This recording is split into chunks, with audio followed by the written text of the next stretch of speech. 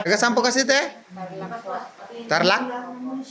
Concepcion Tarlac? Hindi po, sa may San Miguel Tarlac po. Okay po. Bali, kumusta na po yung ipinagamot niyo pong karamdaman na, te? Okay na po. Maayos na. Bali, ang sakit po niya ay palipad hangin. Binigyan po siya ng kate-kate. Ngayon po, simula po ng makalas na po siya sa pamamagitan ng pagdarasal at pagkalas po sa sakit sa espiritual, ano na pong pakiramdam niyo po? Okay na po. Nawala na po yung kate-kate. Salamat po ate sa inyong pagtitiwala ate ha. Maraming salamat din po. Ito yung po yung anak niya. Magaling na rin. Salamat po sa inyong pagtitiwala. Bye-bye. Nanay, salamat din po nanay. Yan, mag-ina yan, maglola. Salamat ng marami.